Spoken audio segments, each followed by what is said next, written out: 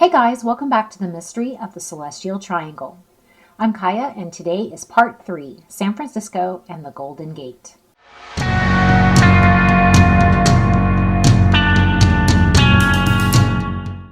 Before we can talk about San Francisco itself, we need to talk about the Golden Gate and how it came to be known by that name. According to the official historical record, on July 1st, 1846, 2 years before the discovery of gold in California, U.S. Army Captain John C. Fremont gazed at the narrow strait and said, "It is a golden gate to trade with the Orient."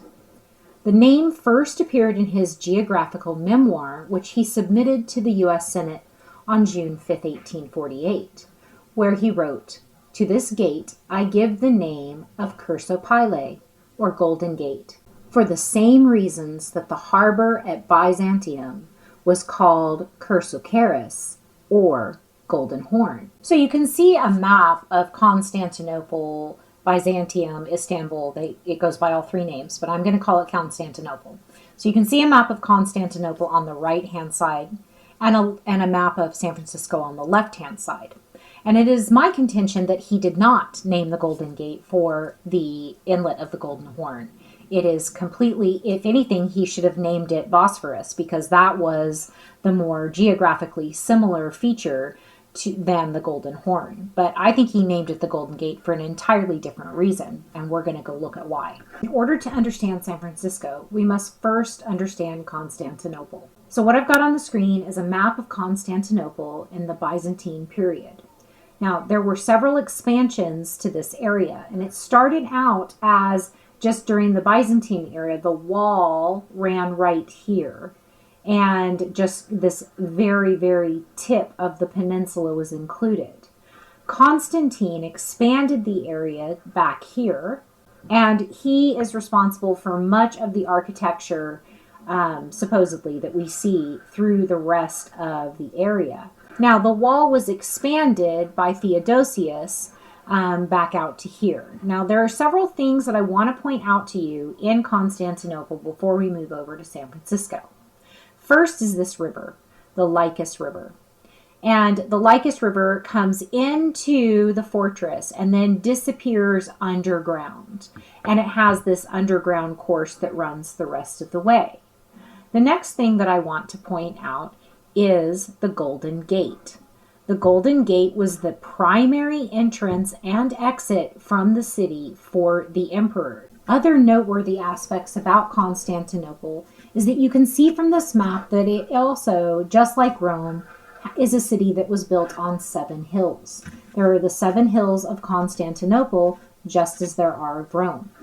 Also make note of the hippodrome, this large field structure. It is surrounded by a palisade that they used to do sporting events in. The Hagia Sophia, the Hagia Irene, and the amphitheater that is in the center of everything. So let's go take a look at what this Golden Gate looked like. So here are some photographs of what the wall looks like today. This one right here in the upper right-hand side was taken in the 1940s. The one on the upper left-hand side was taken in the 1990s. At some point, they bricked up the entrance, and it looks nothing like it did during its heyday. So at the bottom of the screen, you can see an artist's rendering of what the Golden Gate looked like back during its heyday. And the doors were actually, the gates were made of gold, and there were 4 golden elephants and a chariot driver up on the roof. So looking at some iconography of the Golden Gate, we find that there was an inscription that went along the arc of the opening. And that inscription says, "Theodosius decorates this place after the death of a tyrant. He who builds the gate with gold rules the Golden Age." And I think that's a lot of what the mystery of the Celestial Triangle is all about. It's about ruling the Golden Age. Our look at Constantinople cannot be complete without looking at the Christianization of this area. So when it was Byzantium, it was not a Christian outpost. Constantine turned it into a Christian outpost. And there are some interesting things that I learned about the hippodrome and other aspects of Constantinople. Now, Zosimus, in his New History in the year 31 AD, says that Constantine decorated the hippodrome, incorporating the temple of Dioscura, who is Castor and Pollux, in the hippodrome. And Castor and Pollux are the primary stars of the Gemini constellation. So here we have a very distinct reference to the Gemini constellation of the Silver Gate and the rulers of that, Castor and Pollux. Now, in the center of, outside of where the hippodrome was located, there was a serpentine column between two obelisks. And we are going to see this pattern repeated throughout San Francisco as well. The landscape of San Francisco is dominated by both serpentine symbolism and obelisks. Now, the hippodrome itself, Robert de Clary, who was a part of the Fourth Crusade to the area and wrote The Conquest of Constantinople, had this to say about the games. So above the steps was a very tasteful and noble box where the emperor and the empress used to sit when there were games being played in the hippodrome. All along the side of this place was a wall, which was surely 15 feet high and 10 wide. On the wall were statues of men, women, horses, oxen, etc. They were cast in copper, and they were so well made and so natural looking that he contended that there was no master craftsman in all of Christendom or even the pagan lands who knew how to sculpt or shape statues so skillfully as these statues were crafted. But here's the part that fascinated me. And in the past, they used to play by magic, but they no longer play at all. What in the world does he mean by this? Does he mean that they used to come alive in some way, shape, or form and play, and now they no longer can or do? I'm going to dig more into this and the hippodrome in another episode. The ties between Rome and Constantinople run deep.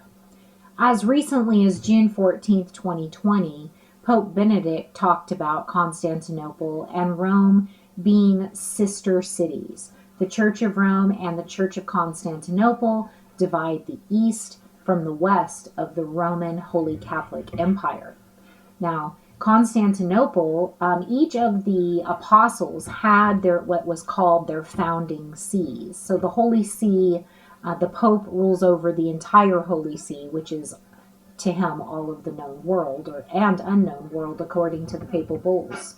But each of the disciples, the original disciples, had a Holy See.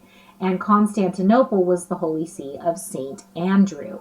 And St. Andrew means San Andreas. So this cannot be a man-made coincidence or a man-made correspondence. This is a correspondence of the natural world.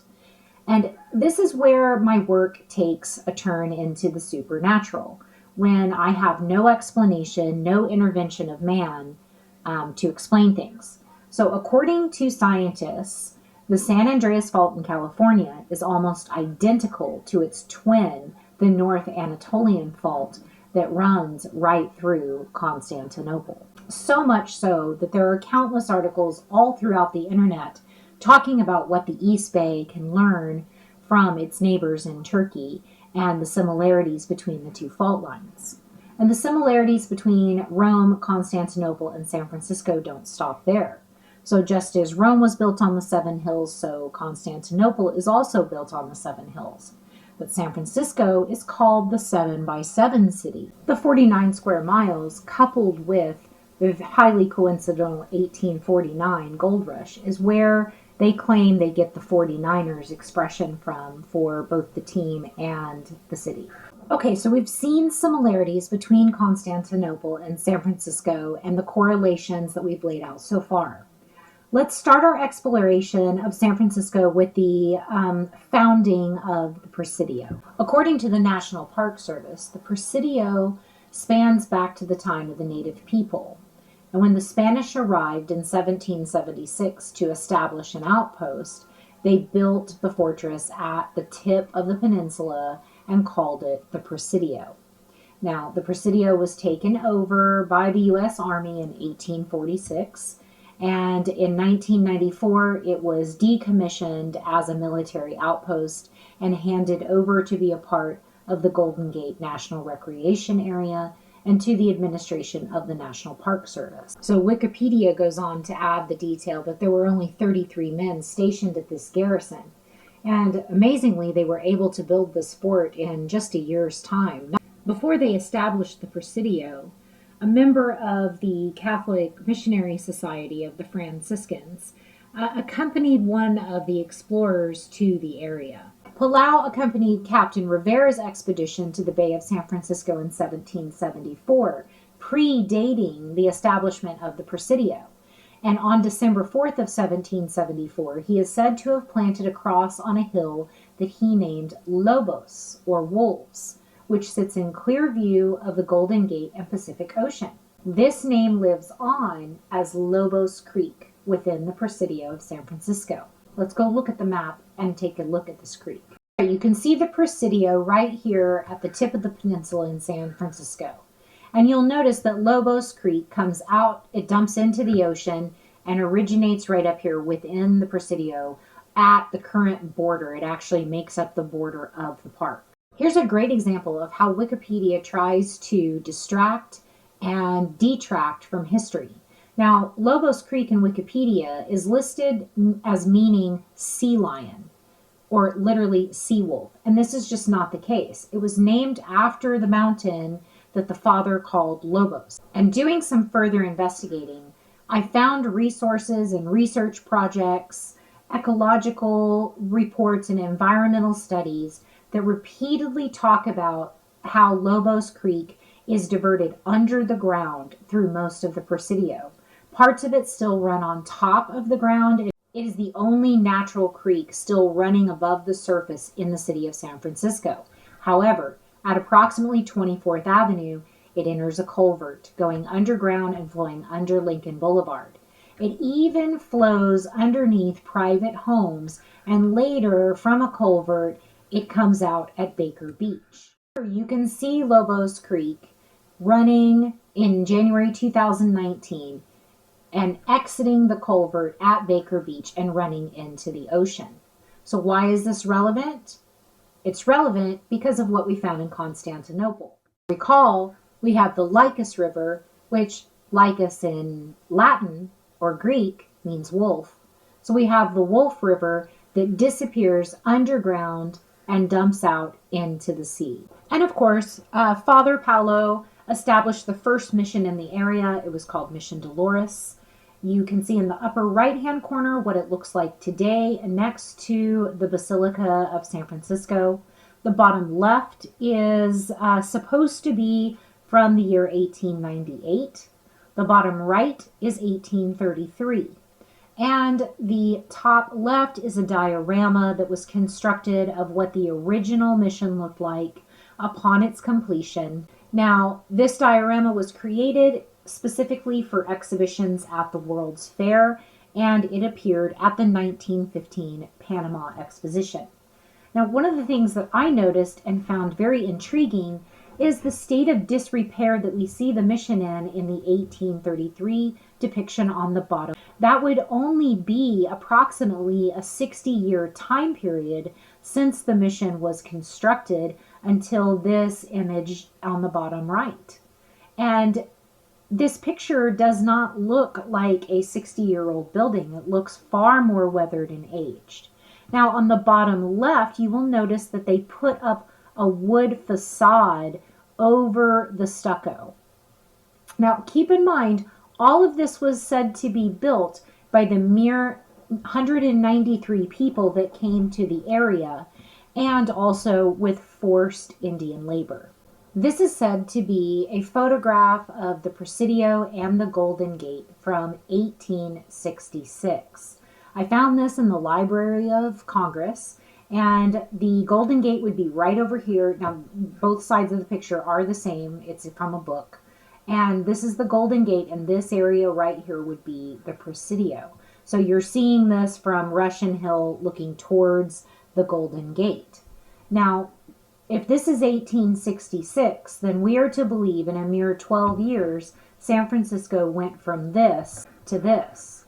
This is the 1878 panorama of the city.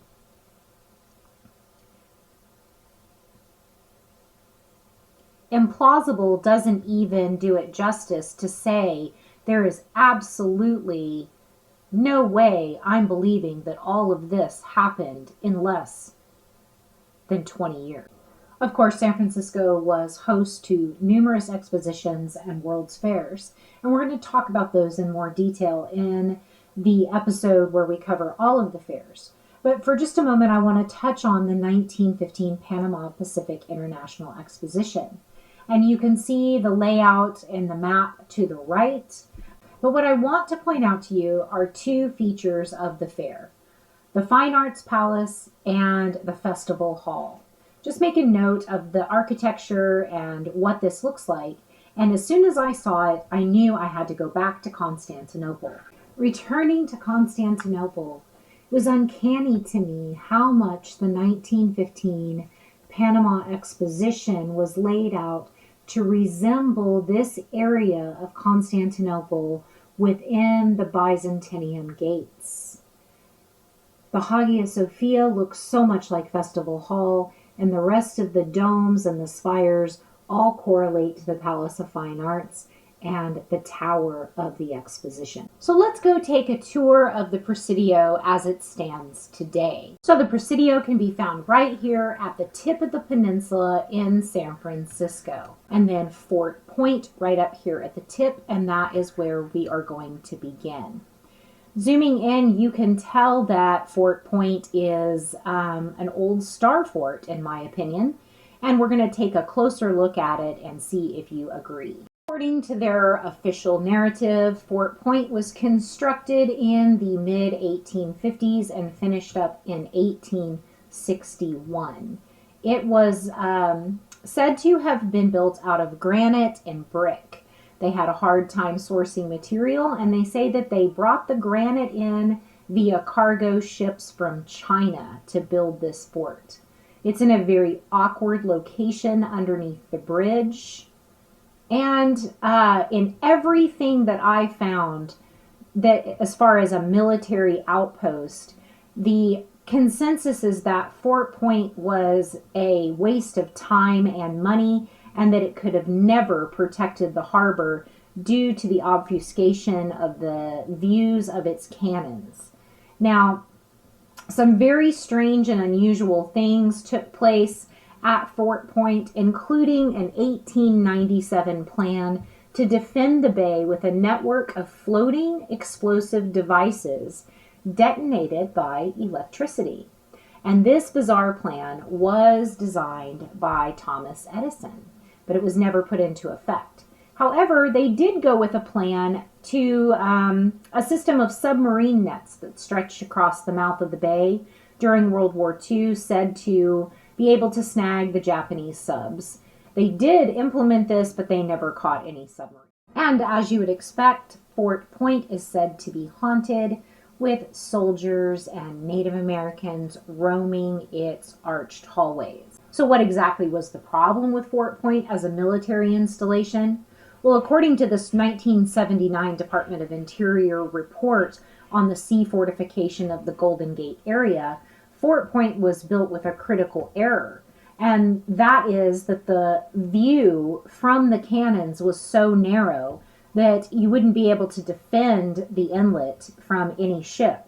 On top of that, the cannons that they installed had a speed of firing and reloading that was greatly slower than even the slowest clipper of the day. So the Army came to the conclusion that Fort Point was not worthy of keeping open as a defense mechanism, and they started to install cannons and artillery on Alcatraz, which was a better suited location. And all of this lends credence to Fort Point being a star fort that had a completely different reason for being there than their story of the Army building it in the 1850s. Coming down the beach, you can see right here where the creek, Lobo Creek that we talked about, comes out at Baker Beach and dumps into the sea. The Presidio is also home to the San Francisco National Cemetery, and I found this pattern on the cemetery intriguing. I'm not prepared to say what I think this is yet. I have seen this somewhere else, but I am not. My memory is just not jogging as to where I've seen this before. So I will update you once I can remember where I've seen this design previously. Adjacent to the cemetery is the main post lawn. Now you'll notice here towards the south end of the Presidio, there is a spring called El Pollan Spring. Now, this is a spring. It's a natural spring that is located there. It was used by the tribes that lived in the area. It was also used by the U.S. Army and the Spanish military as a fresh water source, in addition to Lobos Creek. El Pollan Spring was very popular with the women of San Francisco. An Indian legend had it that any woman who drank from the spring at the full moon would be blessed with many children and eternal bliss. And a high percentage of twins came from women who drank from this spring. Next up is Lover's Lane at the Presidio. Now, Lover's Lane is the oldest trail in the Presidio, and soldiers used to use this path to visit their sweethearts in San Francisco. And of course, you can tell there are a ton of serpentine shapes through the Presidio, and our last stop before we leave it is going to be the Palace of Fine Arts. The Palace of Fine Arts is the only remaining building from the 1915 Panama Pacific Exposition, and it is currently situated on the edge of the Presidio at the corner of Girard and Baker Street. If we look at the Palace of Fine Arts from an overhead, there are several things to make notice of. First, you've got the border of the body of water forming another snake or serpent with the head right here in the sidewalk. Now, at first, I thought that the body of water was a bow, as in for a bow and arrow, because of this arrow that I see going through the Palace of Fine Arts. And it wasn't, and I was very puzzled by this because the arrow is actually backwards. It should be flipped the other direction. So that was baffling to me why it was like that. But it wasn't until I looked at it in street view that it clicked and I understood. So look at the water in this view and notice the tail. So this to me now becomes a scorpion, and this is actually the bow. And also, of course, we've got the amphitheater portion right over here that we seem to always find in conjunction with all of these sites. So looking at it in the street view changed how I saw it completely. And that brought me to find out where this arrow is pointing.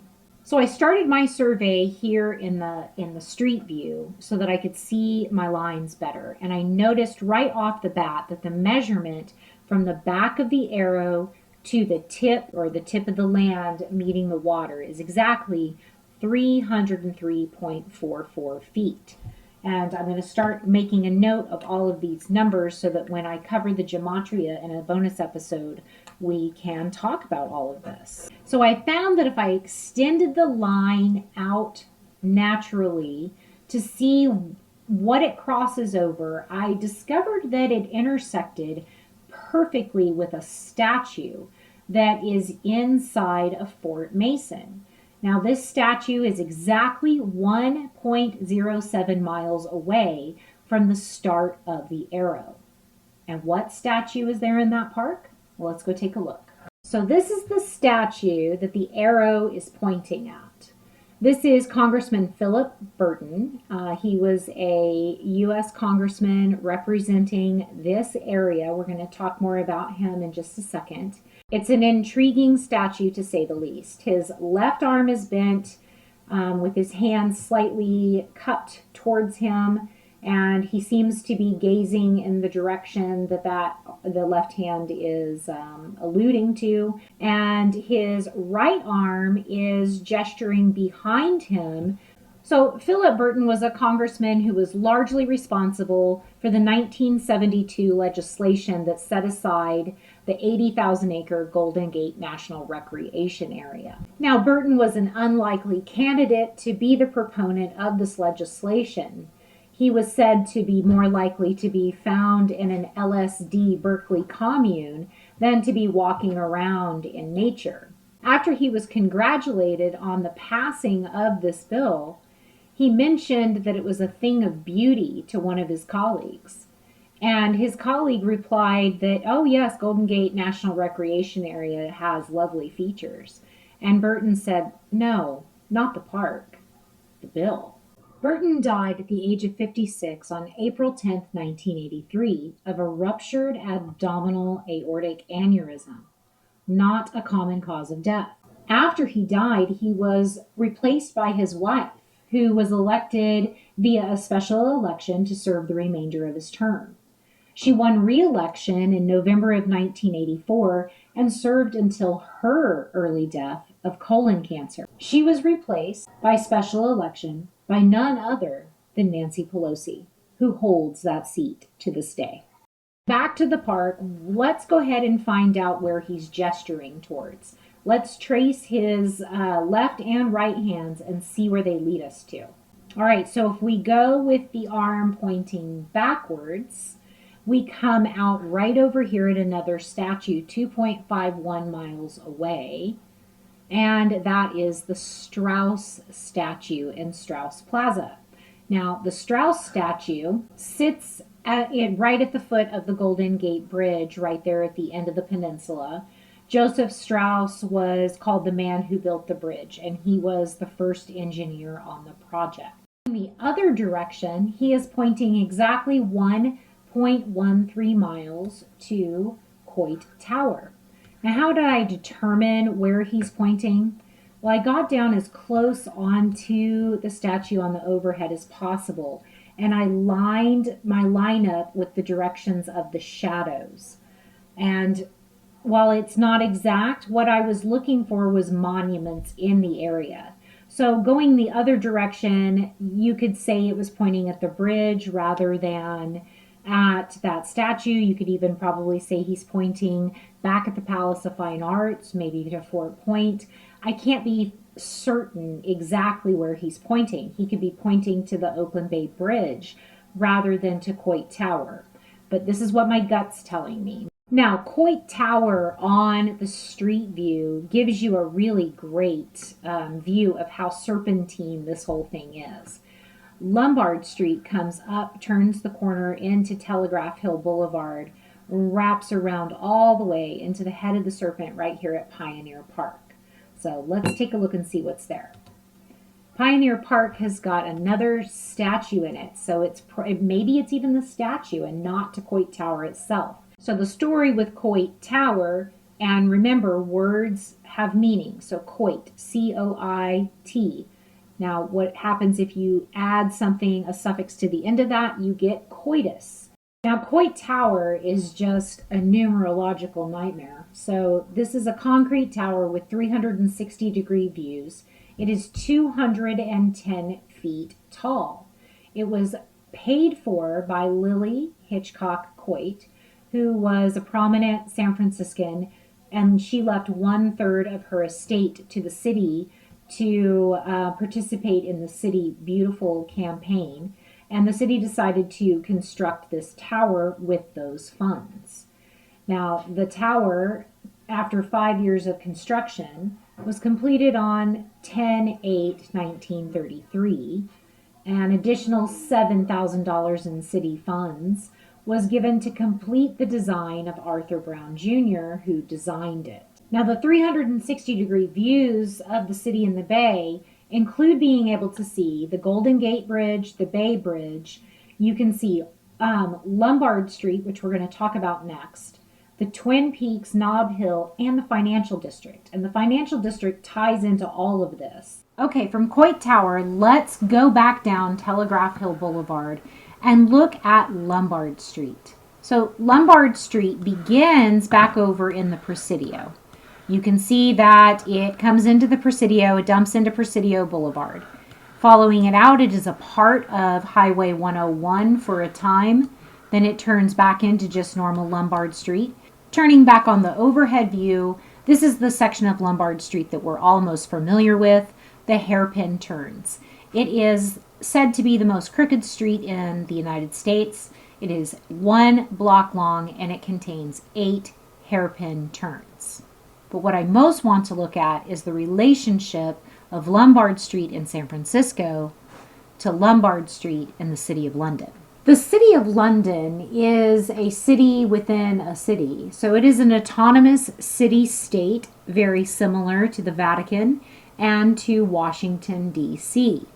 Now, the City of London is the historic financial district of London. It is home to the Bank of England and to the Stock Exchange. It is also home to Lombard Street. Now, their Lombard Street is a part of the 9 points that come together right here at the Bank of England.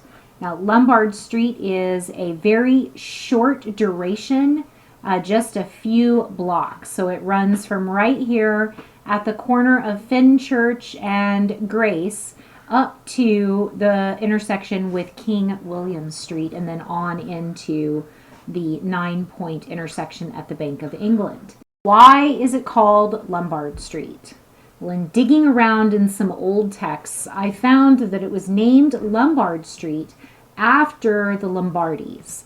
The Lombardies were a Germanic tribe who wound up moving south. They were from the southern part of Scandinavia. They wound up moving south and invading the northern part of Italy, which is where you get the Lombardy district and area of Italy from. So the Lombards, though, were famous for a type of banking that is still used today. So the Lombards began a system of finance that we would term today as usury, charging exorbitant amounts of interest. And this practice continues to this day. Lombard is now the UK's largest provider of asset finance, and it is one of the oldest financial partners in the City of London. We jump over to Wikipedia, we learn that they are saying that San Francisco surveyor Jasper O'Farrell named Lombard Street in San Francisco after the Lombard Street in Philadelphia, not necessarily the one in London. But if we go over and we look at Lombard Street in Philadelphia, what can we learn? We learn that it is an east-west street in Center City, which Center City is known as the Central Business District and Financial Center of Philadelphia. Now, Washington Square has a somewhat reminiscent shape to the babies that we've seen before, and it does seem to have appendages coming out of the head area. But the more believable park for me was this one right here, where you have that clear embryonic shape with the multiple things coming out of this baby's head and an umbilical cord. And you can top it off that this is a park designed and geared and marketed to children. So the embryo is also connected to another water feature. This is the Valancourt Fountain, and it is a large concrete, I guess, modern art. It's very strange looking. What we're going to notice first and foremost is that this green space with the embryonic outline, this very fish-like outline next to it, and you've got this green space that continues along. We come to one maritime plaza that has several heliodiscs within it, as well as a clock tower. I'm going to put myself right down here so that you can see what I'm talking about.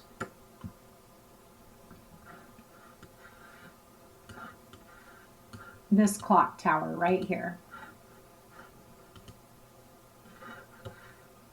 And of course you have the view of the Transamerica Pyramid. This baby is directly in line with the Transamerica Pyramid. But you'll notice if I scroll out just a little bit, you're going to see what district we're in. This is the financial district, and it forms a triangle right here with the baby right at the head of this triangle. What else can we find in close proximity to this embryo is the Federal Reserve Bank of San Francisco and Pacific Gas and Electric. Move through this area of town, you're going to find heliodiscs everywhere, six-sided objects everywhere, and of course obelisks and pyramids represented all over the place. I found this building in particular to be of intrigue, and that is its unique shape. It is combining a circle and a triangle. So you'll notice as well, if you follow the path from the baby's head up the Embarcadero, we're going to come right down here to Rincon Park. And when I looked at this, I just couldn't even believe it. Look at that, guys. A bow and an arrow connected straight to the baby. Cupid's span, giant bow and arrow sculpture near the sea. Given the one maritime plaza sharing the same space as this embryo, the Golden Gate, Scorpion and Sagittarian references, along with being conjunct with the sea and with water, I think that these are clues pointing towards maritime law, the birth certificates, and being owned from birth. And when I look at the rest of the symbology in this area of town, it reinforces that concept. Below the Federal Reserve and Pacific Gas and Electric, it begins this march of social media companies, tying right into that whole ownership from birth concept. You've got Millennium Tower, Facebook, Salesforce, LinkedIn. They go on and on down through this area. And if you look at the overhead, Salesforce Park is actually on top of the building. You can look at it and see it in this picture right here, how far off the ground this park is.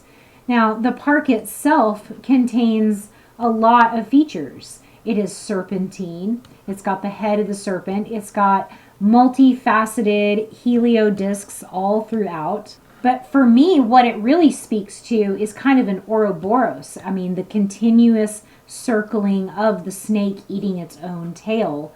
And continuing to move south from the Ouroboros in Salesforce Park, we find another park that looks startlingly familiar to us from Del Mar Park in Aurora, right outside of Denver, where it strikingly looks like another brain. But this one to me, let's go over to the street view so we can see it a little bit better. Doesn't this look like a Google Glass? Like somebody wearing one of those eyepieces for Google Glass? And notice again that we're right back to the MLK. We've always got JFK and MLK at a lot of these points and intersections that we're looking at in these various cities.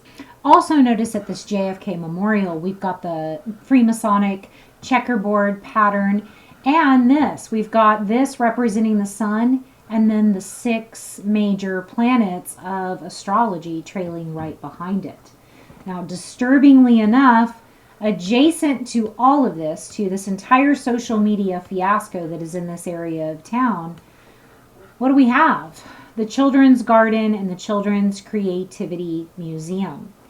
Moving away from the Children's Museum to the southeast, look at this. So this is a serpent, and it's even got the forked tongue. Continuing to the southeast, we come to Oracle Park. Okay, crossing from Oracle Park across Mission Bay, we come right down here into the Mission Creek area. Mission Creek Park has both a serpentine shape, and you could see this as the forked tongue again, or you could see it as a scorpion for a Scorpio reference. This park right down here is fascinating. Look at this. So Mission Bay Drive has this circular pattern here that looks just like cell biology to me. And just below this area with all the cell biology, look at this, we've got an hourglass. If we keep moving to the south, we're going to come to one of the most overt examples of scorpion symbology I've ever seen. Look at Mariposa Park. Look at that spiraling tail of the scorpion.